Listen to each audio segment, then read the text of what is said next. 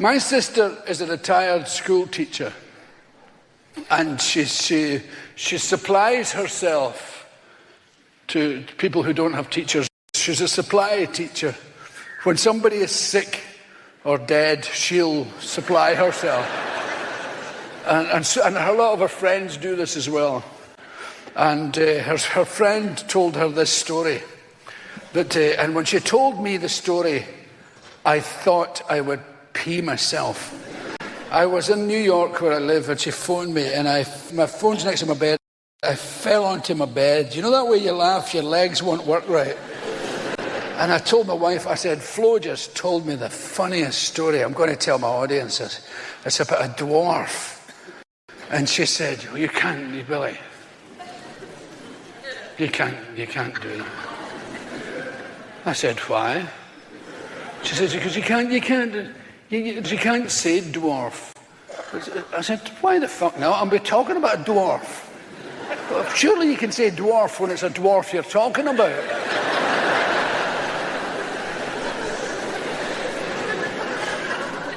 She says, they're little people. I said, there's a difference between a little person and a dwarf. One of them's a fucking dwarf.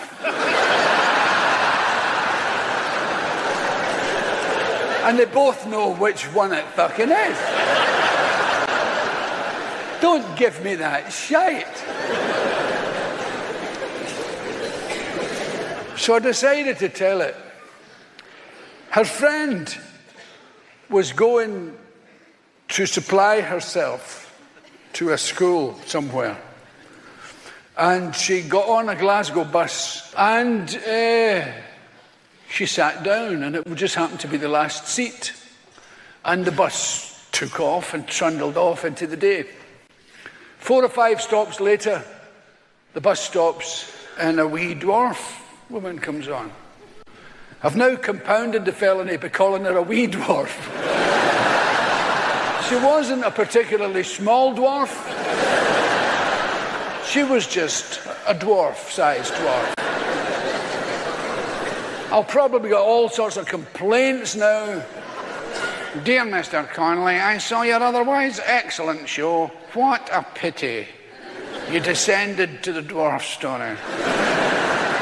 I, personally, am a member of the Tall Dwarf Society.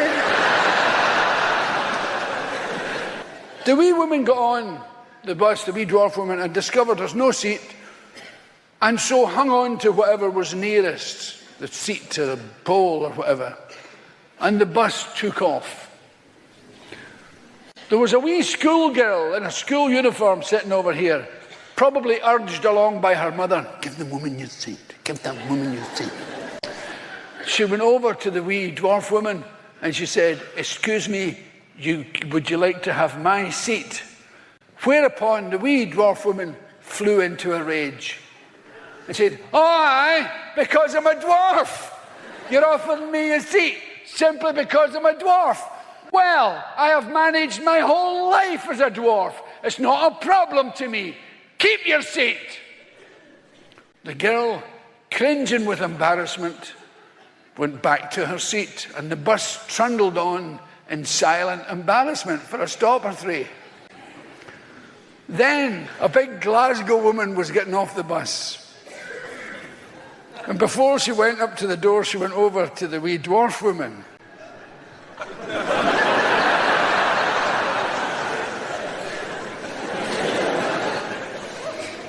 She said, I'm getting off the bus and I'm leaving my empty seat here. Because I'm a dwarf? You said, no, not because you're a dwarf, because you're another human being. I happen to be leaving the bus. My seat is vacant. I'm merely pointing it out to you that it exists. As a matter of fact, I thought you were extremely rude to that wee girl and you owe her an apology. As a matter of fact, I hope when you go home tonight, Snow White kicks your ass.